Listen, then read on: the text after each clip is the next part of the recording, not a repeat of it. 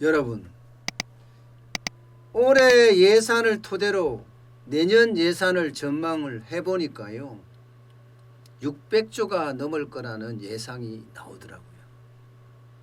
어마어마한 예산이죠.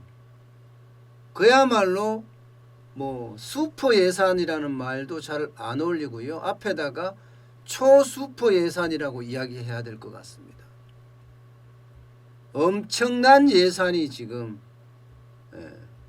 기다리고 있는 겁니다. 게다가 이 재정 준칙이라는 것도 지금 무너져서 과연 앞으로 예산이 얼마나 더 커질런지 아무도 짐작을 하지 못해요. 불확실성이에요. 지금까지는 2016년에 제정을 했던 대한민국 재정 준칙이라는 게 있습니다. GDP 대비 40% 국가 부채를 가지겠다. 그리고 재정 적자는 마이너스 3% 이내로 관리하겠다. 이렇게 재정 준칙을 만들어 놨었거든요. 그동안 진짜 열심히 지켰습니다. 그 재정 준칙에 뭐 이론적 근거 뭐 이런 거 없습니다. 솔직히. 그렇지만 우리가 40%라고 이렇게 규정을 한 것은요, 두 가지 이유에서 아마 설명을 할 수가 있을 것 같아요. 한 가지는요, 유럽연합이 태동을 하면서 각국의 그죠? 국가 부채 규모와 재정 규모를 정했었는데 당시에 국가 부채는 60% 정도로 조정을 하고 재정 적자는 마이너스 3% 정도까지만 제어를 해라. 그래야지 유럽연합이라는 공동체가 한 가지 생각을 가지고 갈 수 있다.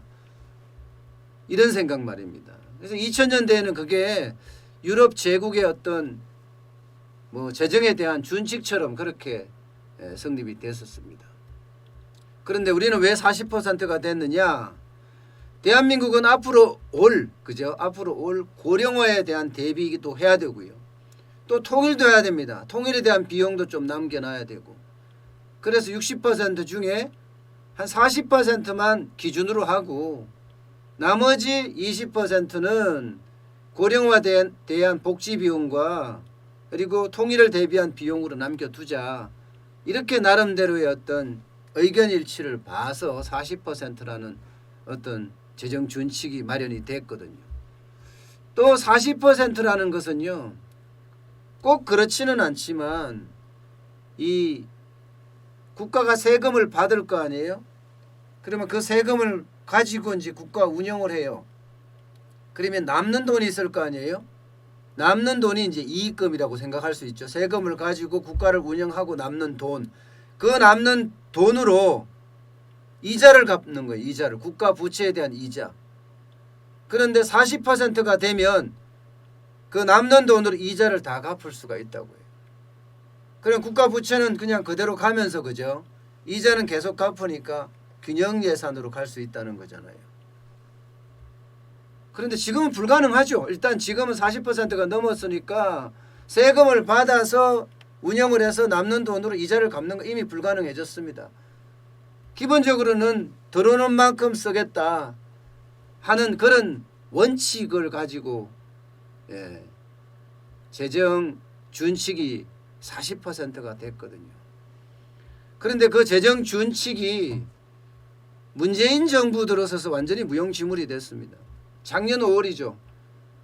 국가재정전략회의가 열렸습니다. 그때 40%의 근거가 뭐냐 이렇게 따지고 물었습니다. 그때부터는 이제 재정준칙을 깨겠다는 그런 신호겠지요. 본인도 야당 대표 시절에 왜 40% 안 지키냐 하고 박근혜 정부를 압박했던 적도 있습니다. 그런데 이게 논리가 없으니까, 설명할 방법이 없으니까 뭐 40% 깨도 괜찮겠구나 이런 저 근거도 없어. 그래서 지금 깬 거예요.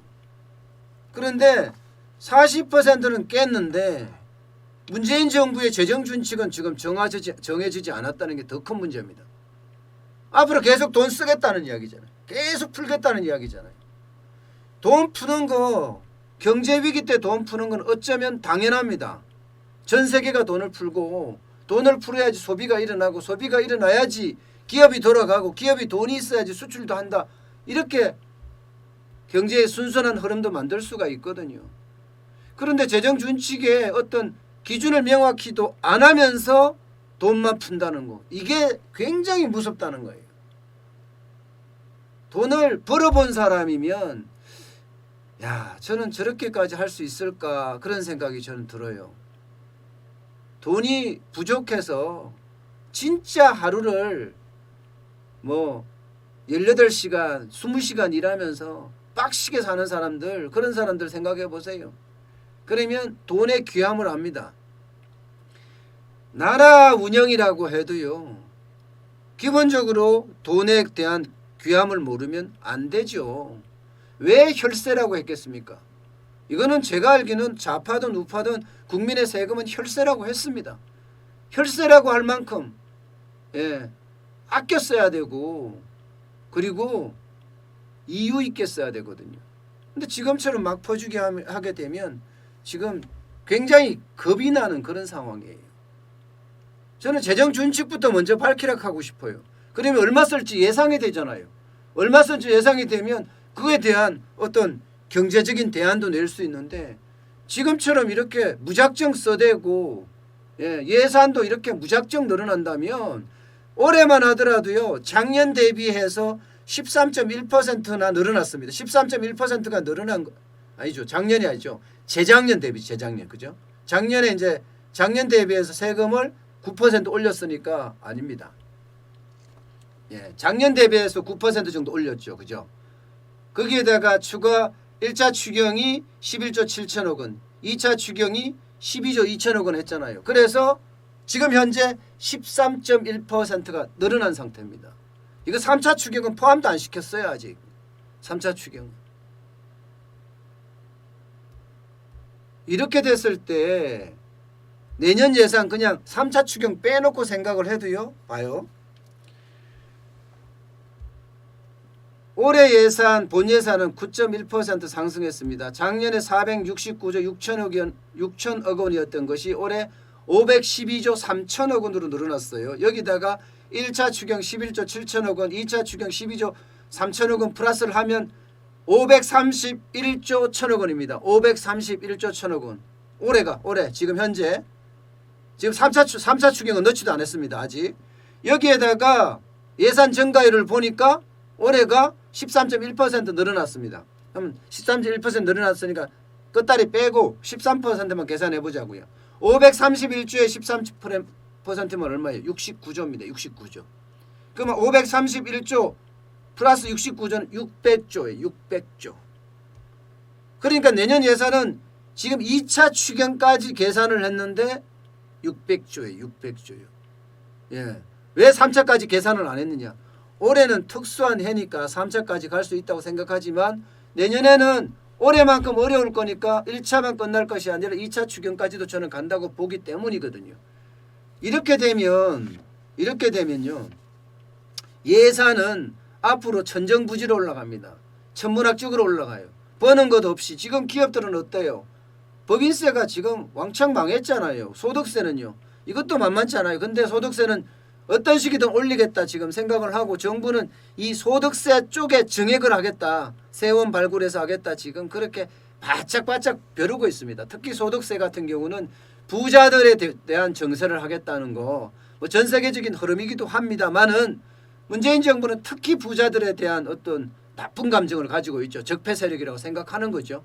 그래서 여기에 어떻게 하든 세금을 많이 때리겠다는 생각을 할 겁니다. 그렇게 될 거고 물론 부자들은 반발하겠지만 지금처럼 뭐 여당이 177석의 공용 여당이 돼 있는 한 어떤 반발도 지금은 뭐 특별하게 의미가 없습니다. 그냥 일방 통행이에요. 다수당의 어떤 그 힘이 얼마나 센지를 계속 보여줄 겁니다. 아마. 문재인 대통령이 말을 하면 그대로 실행이 될 거예요. 국회는 여당으로 완전히 장악이 돼 있기 때문에 뭐든지 다 합니다. 예산 빼놓고는 다 개헌 빼놓고는 지금 다 한다고 이야기를 하잖아요. 어쨌든 간에 그냥 단순하게 볼게요. 또 추경을 빼고 한번 보자고요. 내년 본예산 올해처럼 9.1% 올리면 512조 3천억 원이 558조가 됩니다. 558조 9천억 원. 10% 올리면 563조 5천억이 됩니다. 여기에다 추경 1차, 2차를 하게 되면 어떻게 돼요? 늘어난다는 겁니다. 사실 지난해부터 정부가 이게 국가재정운영계획이라는 게 있습니다. 국가도 재정운영계획을 가지고 앞에가 이렇게 불확실성을 없애거든요. 그러면서 2019년부터 2023년까지 이 전망을 해놨습니다. 그런데 그때보다 17조 원이나 지금 벌써 더 많습니다. 작년에 예산이 2021년에 546조 8천억 원 정도 예상을 했어요. 내년이요? 예, 내년에. 작년에 이제 정부가 예측을 하는 거예요. 2022년에는 575조 3천억 원, 2023년에 604조 이렇게 기록할 것이라고 이미 국가재정운영계획에서 짜놨지만 코로나19가 딱 터지고 나서 이게 사실상 무의미해졌어요. 사실은 여러분 저는 이렇게 진실이 덮이는 게 진짜 안타까운데요. 코로나19 때문에 우리 경제가 이렇게 어려워진 게 아니라는 거 여러분도 아시죠? 예, 우리 경제가 어려워진 거는 소득주도의 경제정책, 문재인 정부의 경제 실패 때문에 어려워졌어요. 단적으로 보여주는 게 있잖아요. 수출 지표 있잖아요. 2018년 12월부터 마이너스입니다. 그때 마이너스 1.7%였고요. 2019년 내내 마이너스였고요. 심지어는 2019년 6월부터는 두 자리까지 올라, 두 자리 마이너스까지 갔습니다. 그러다가 1월에 조금 나아진다. 2월에 반짝 반등을 했어요. 올 2월에 말입니다. 왜냐고요? 설 명절이 2월에 있던 게 1월에 갔거든요. 그러니까 2월이 좀 나아졌어. 근데 3월 선방했다고 하지만 4월에 25.1% 떨어졌습니다. 자, 이거를 보면요. 예, 문재인 정부의 경제 실책 때문에 사실은 경제가 무너진 데다가 코로나19가 엎친 데 덮친 격 설상가상으로 때린 겁니다. 그런데 모든 게 코로나19에 다 매몰되어 있거든요. 모든 게 그게 뭐 경제 위기는 코로나19 때문이다. 이렇게 지금 생각한다는 이거는 아니거든요. 이거는 아니에요. 예, 물론 코로나19가 많은 영향을 줬습니다만은 이 코로나19를 가지고 모든 걸 다 재단한다. 이건 되지 않는다는 뜻입니다. 예, 코로나19의 경제 위기라는 이유로 지금 재정 준칙도 없이 지금 재정 준칙 없는 거죠. 40%의 국가 부채 비율 40%에 재정 적자 마이너스 3%라는 재정 준칙이 지금까지 준칙이었는데 이제 그게 깨졌어요. 완전히 무용지물이 됐어요. 그러면 뭔가 정부도 우리 재정 준칙을 이렇게 세우겠다. 오늘 어저께 국가 재정 전략 회의에 있었으면 했어야 되는 거 아닌가요? 정작 해야 되는 건 안 하고 돈 푸는 일에만 집중했습니다. 돈 푸는 일에만.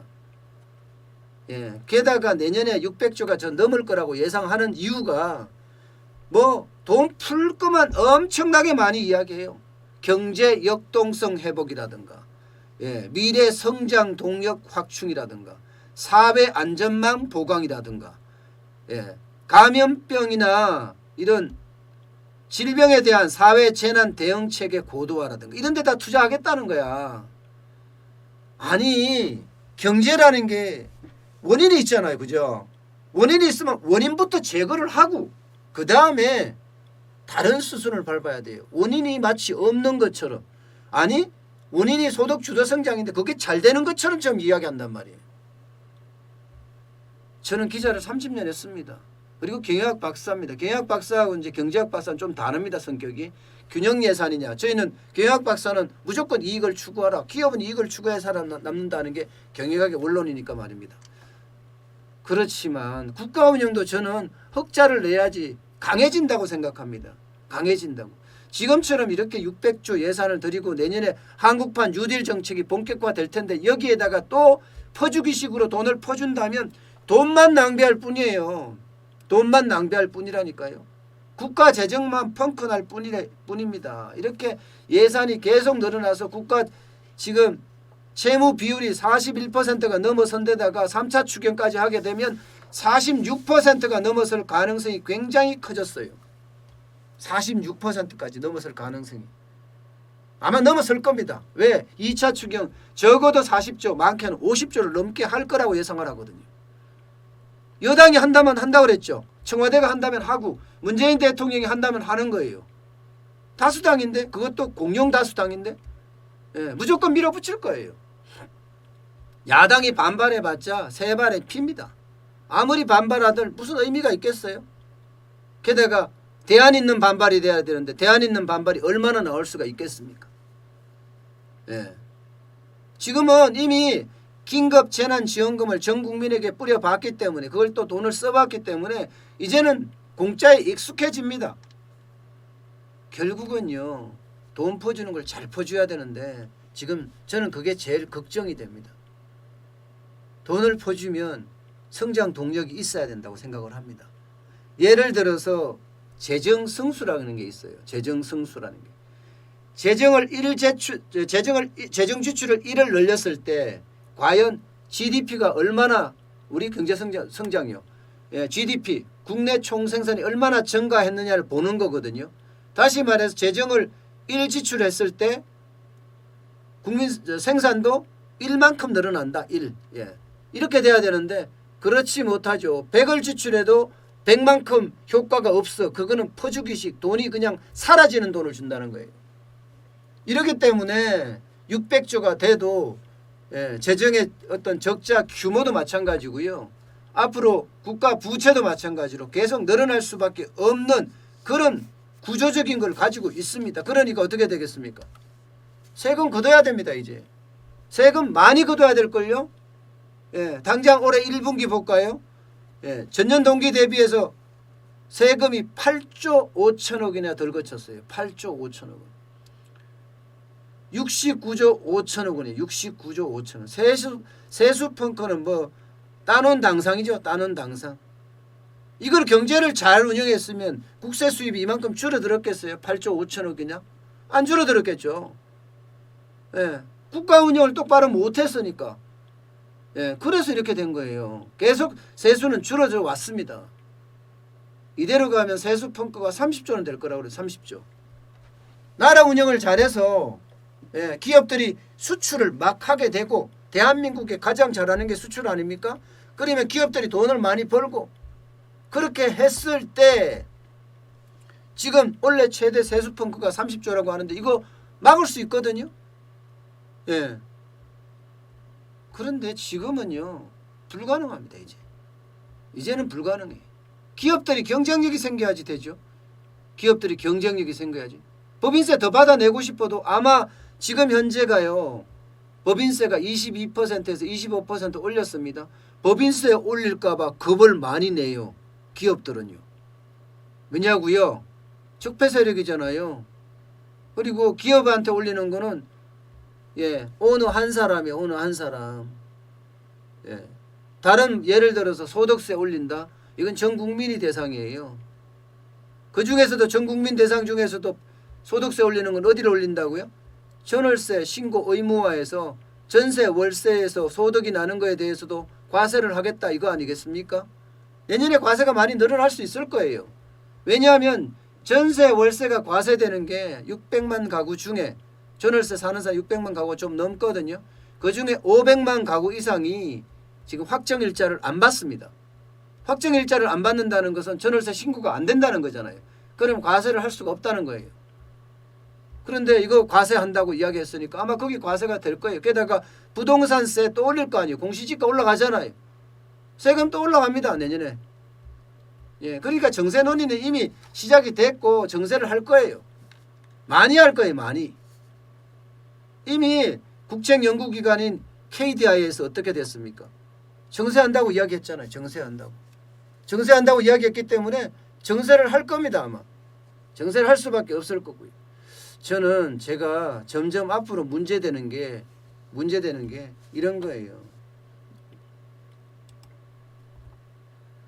그야말로 빚에 찌들어 사는 삶이에요. 빚에 찌들어 사는 삶.